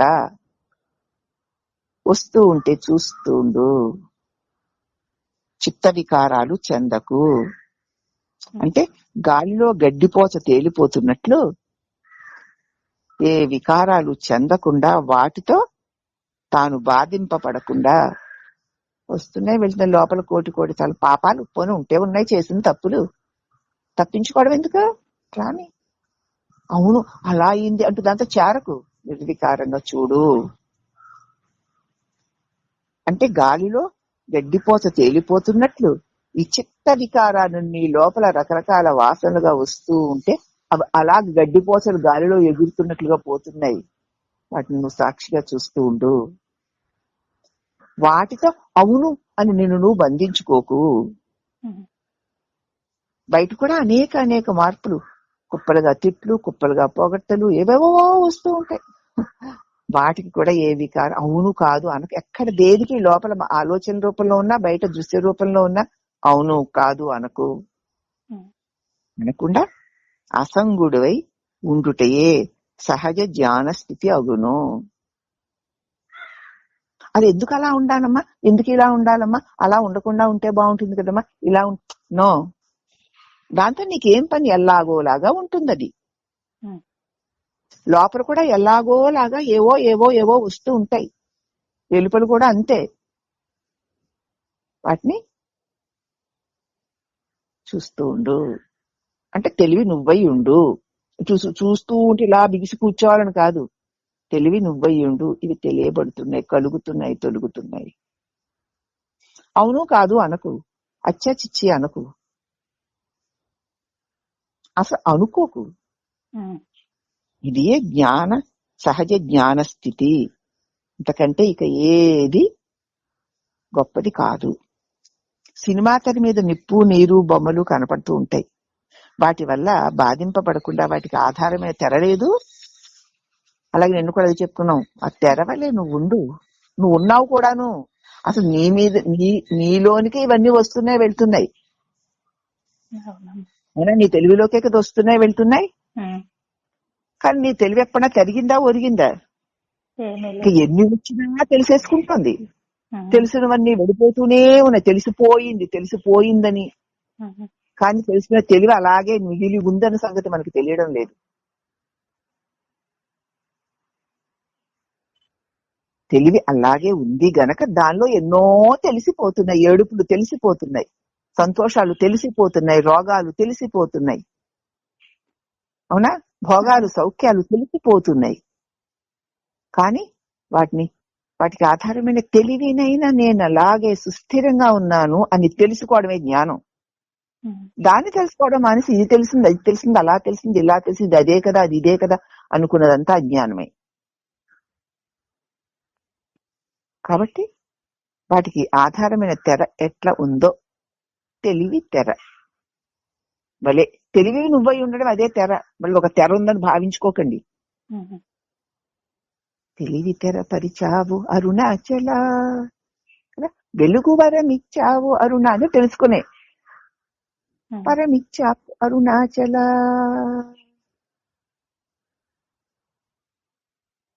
మనసు కలమిచ్చావు అరుణాచల, వాసనల శిరాని నింపి అందించావు అరుణాచల. రాసుకోమన్నావు అరుణాచల, నచ్చింది గీసుకోమన్నావు అరుణ. నా ఇష్టం అల్లాగని ఎక్కడ మరి నీ తెలివిలోనే నీకు నీ వాసనలకు అనుగుణమైన భావాలన్నీ రాసేసుకున్నావు. ఇది అల్లాగా, అది ఇల్లాగా, వీళ్ళు మంచాళ్ళు, వీళ్ళు చెడ్డాళ్ళు, వీళ్ళు శత్రువులు, వీళ్ళు మిత్రులు, ఇది మంచిది, ఇది నాది, ఇది కాదని నువ్వే రాసేసుకున్నావు. ఆ చైతన్య, ఆ శక్తిలో నుంచే మళ్ళీ అంతా వచ్చింది. రాసుకోమన్నావు అరుణాచల, ఎందుకు వాసన అనేటువంటి స్థిరాన్నిచ్చి, మనసు అనే కళాన్నిచ్చి, నీకు నచ్చింది రాసుకో, నీకు నచ్చింది గీసుకోను, వాసనలకి అనుగుణమైంది అనేసుకుంటున్నాం, భావించేసుకుంటున్నాం, ఏడ్చేస్తున్నాం, నవ్వేస్తున్నాం. నచ్చింది గీసుకోమన్నావు అరుణాచల, ఏమిటో ఈ ఆట అరుణాచల, ఎందుకో ఈ ఆట అరుణాచల. నేను రాసిన రాతల అరుణాచల, నన్నే కమ్మేస్తే అరుణాచల. నేను గీసిన బొమ్మల అరుణాచల, నన్నే మింగేస్తే అరుణాచల. నా భర్త, నా భార్య, నా బిడ్డలు, వాళ్ళ కష్ట సుఖాలు నన్ను కష్ట సుఖాల్లో, బాధల్లో ముంచేస్తున్నాయి, మింగేస్తున్నాయి. దిక్కెవ్వరయ్యా అరుణాచల, మాకు ఇక దిక్కెవ్వరయ్యా అరుణాచల, నీవే నా దిక్కు అరుణాచల. ఆపరాని ఆట అరుణాచల, చూపరాని బాట అరుణాచల. ఇది తెలివితెరా. ఓహ్, నా తెలివే కదుగుతారా. దాని మీద తెలియబడము అనేటువంటి వెలుగు. ఇంకా ఆ తర్వాత భావాల వెలువ. ఆ భావాల వెలుగులో పడిపోయి ఇంకంతే, వరదలో కొట్టుకుపోయిన గిలగిలా గలగలా కొట్టుకోవడం, అదే సత్యం అనుకోవడం. ఏమిటిదా అని పరిశీలించి చూస్తే మనసు గీసిన గీతలివి, మనసు రాసిన రాతలివి, భావాల బంధాలివి. అర్థమవుతుందా? ఉమ్. అని ఆపరా అరుణాచల అరుణాచల ఆపుతాడు వాడు. అసలు వేసాడు గీసాడు ఆ తెర ఏమన్నా నా మీద బొమ్మలే గిమ్మలే అందేమిటి? మరి ఆయనే కదండి ఈ సిరాన్ని అందించాడు ఇది అందించాడు అంటాం మనం కదా. అందిస్తే అందుకని నిన్ను గీసుకోమన్నారు, నాకు వద్దు అని సిరా విసిరైపోయావా? కలము అవసరం పడైపోయావా? అదమ్మా. నీకు అంత బలంగా అంత ఇష్టంగా ఉంది, మరి విసిరేస్తావేమో కదా, పడేస్తావేమో. తను నిన్ను తనలో ఐక్యం చేసుకుందాం అనుకున్నాడు. ఆహా అబ్బా ఐసా పైసా నా గొప్పే అనుకున్నావు. ఇష్టం వచ్చినట్టు చిందులేస్తున్నావు, గంతులేస్తున్నావు, ఆఖరికి ఏడుస్తున్నావు. దిక్కేవాడిక వాడెందుకు ఆపుతాడు? నువ్వే ఆపుకోవాలి. ఛీ ఈ కలం వద్దు, ఈ సిరా వద్దు, అసలు నాకేం వద్దు అంటే అదే మోక్షం. మరి ఆ పాట 1,00,000 సార్లు పాడాను. ఇప్పుడు కొత్త అర్థం వచ్చిందమ్మా. కొత్త కొత్త అర్థాలు వస్తూ ఉంటాయి, లాభం ఏమిటి? కాబట్టి అన్ని వస్తువుల లోపల బయట అడ్డంగా నిలువుగా ఆకాశం వ్యాపించే ఉంది కదా. లోపలను వెలుపలను మీదను కిందను అంతటిను నిండి ఉన్నది కదా ఆకాశము. నిండి ఉన్నా ఆ వస్తువులతో కొంచెమన్నా సంగము లేనట్లు ఉంది కదూ. దేని అంటుకుందా? దేని యందు బంధము లేకుండా ఉంది కదూ. అట్టి ఆత్మగా అట్టి తెలివిగా తన్ను తాను తెలుసుకుంటే ఇక వాడికి మోహం ఏముంటుంది? అన్నిటి నిండా ఆత్మమే నా దివ్య ప్రకాశమే నిండి ఉంది. ఆ ప్రకాశంలో ఏదైనా ఉన్నట్లు కనపడాలి, ఉన్నట్లు తెలియబడాలి. అవి కనపడుతున్నాయి, అవి తెలియబడుతున్నాయి, కానీ అవి నా చేత తెలియబడేవే అనుకున్నప్పుడు దానివల్ల వాటి ప్రభావానికి అది ఏడుపైనా నవ్వైనా దానికి ప్రభావానికి మనం లొంగం కదా. అందుచేత ఏ బంధము లేని ఆత్మగా తన్ను తాను తెలుసుకుంటే నేను ప్రకాశాన్ని, నేనున్నాను, తెలివినై ప్రకాశాన్ని ప్రజ్ఞనై ప్రకాశిస్తూ ఉన్నాను అని తనయందే అన్నీ తెలియబడేవన్నీ క్షణక్షణం మారిపోతున్నా మారకుండా తరగని మారని వస్తువున తెరపై బొమ్మలే ఇవన్నీ నేను తరగలేదు, మారలేదు, ప్రకాశిస్తూ ఉన్నాను అని తన్ను తాను తెలుసుకుంటే ఇక వాడికి మోహం ఎందుకుంటుంది? దేనికి మోహపడతాడు? మోహపడితే మాత్రం లాభం ఏమిటి? దుఃఖపడితే లాభం ఏమిటి? పొంగితే లాభం ఏమిటి? కుంగితే లాభం ఏమిటి? ఏం ఒరిగింది? మళ్ళీ కొంగు పుంగులే వస్తూ ఉంటాయి, పోతూ ఉంటాయి. కానీ నీకు విడుదల ఉండదు. అవి వచ్చి పొయ్యేవే. నేను ఎప్పుడు ఉన్నాను అని అనుకున్నప్పటికీ వచ్చిపోయే వాటికి బలం లేక వేగం తగ్గి అవే తొలగిపోతాయి. కాబట్టి ఆత్మజ్ఞానం లేనిచో ప్రపంచంలో అసంగుడై జీవించడం కష్టం. దేని పట్ల ఏ సంగము లేకుండా నిర్వికారంగా జీవించడం కష్టం కష్టం కష్టం. ఎందుకంటే నీ స్వరూపం నీకు తెలియకపోతే, దేహమే నేననుకున్నావు కాబట్టి ప్రతిదీ నిన్ను అంటుకుంటుంది, లాగుతుంది, పీకుతుంది, మళ్ళీ విషయ వ్యామోహాల్లో పడేసి ముంచేస్తుంది, మళ్ళీ జన్మని తెచ్చేస్తుంది. కాబట్టి సద్గురు దివ్య అనుగ్రహం వల్ల సద్గురుని అనుభవంలో నుంచి చెప్పబడిన జ్ఞాన బోధ సారాన్ని ఎవడైతే గ్రహిస్తాడో అట్టివాడికి ఈ బంధాలుండవు తప్ప ఆత్మస్వరూప జ్ఞానము లేని వాడికి ప్రపంచంలో అసంగంగా నేను కాదు నాది కాదని జీవించడం కష్టం కష్టం కష్టం అని ఆయనే చెప్తున్నారు. ఎందుకంటే లోపల దాగి ఉన్న పూర్ణ వాసనలే మనకి నిజమైన పూర్వ వాసనలే మనకి నిజమైన బంధం. ఏవో వస్తుంటే అవును మరి అలాగా, అవును మరి ఇలాగా అనుకుంటున్నాం కదా, అవే బంధాన్ని కలిగిస్తున్నాయి. కాబట్టి వాటిని వదిలి వస్తే రాని పోతే పోని. బాహ్య వస్తువుల్ని వదిలివేయడం బంధ విమోచనం అనుకోకండి. కాబట్టి వంచే భావాలు దగ్ధం కాగానే మనస్సు నశించిన జ్ఞానులు ప్రపంచంలో ఏ వర్ణాశ్రమ ధర్మాలతోనూ ఎలా జీవించినా తప్పు లేదు. ఎందుకు ఎలా శరీరం ఎలాగో జీవిస్తూ ఉంటుంది. ఇది నాదే, ఇది నా ధర్మం, ఇది నా ఆశ్రమం, ఇది నేను ఇలా చేయాలి అలా చేయాలి అనుకోడుగా. అన్నిటినీ దేహేంద్రియ మనోబుద్ధులు ఆయా పనులు చేస్తుంటే దానిలో ఏవో వాసనలు వస్తుంటే పోతుంటే వాటిని సాక్షిగా చూస్తున్నాడు. దేహేంద్రియ మనోబుద్ధుల వ్యవహారాన్ని సాక్షిగా చూస్తున్నాడు. అలాగే జగత్తుని సాక్షిగా చూస్తున్నాడు. ఇలాగ మాటి మాటికి నా స్వరూపము ప్రకాశము, నేను వ్యాపించి ఉన్న ప్రకాశాన్ని, నాయందే ఇవన్నీ తెలియబడుతున్నాయి తప్ప నేను దేహమందు ఎలాగ సజీవ సమాధిలో సమాధి చేయబడి లేను. దేహం అనే జైలులో నన్ను నేనే బంధించుకున్నటువంటి దొంగని కాను. నేను దొంగని కదా బంధిస్తారు. దేహమందు బంధింపబడి ఉన్నవాడను కాను.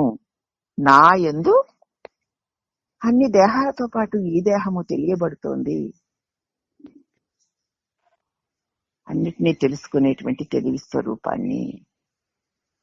అలాగే ఈ దేహంలో అనేక అనేక మనోభావాలనే వికారాలు కూడా నా చేత తెలియబడుతూనే ఉన్నాయి. ఆ వికారాలకు నేను నాది అని లోబడక, ఈ దేహ వికారాలకు నేను నాదని లోబడక, ఈ బయట వ్యక్తుల విహారాలకు నేను నాది అని భయపడక అవి తెలుగుతాయి అని దేనికి లోబడక నీవుగా నిలిచి ఉండుటయే అట్టివారే బంధరహితుడు అంటూ అసంగము అన్న దాని గురించి చాలా స్పష్టంగా చెప్పారమ్మా.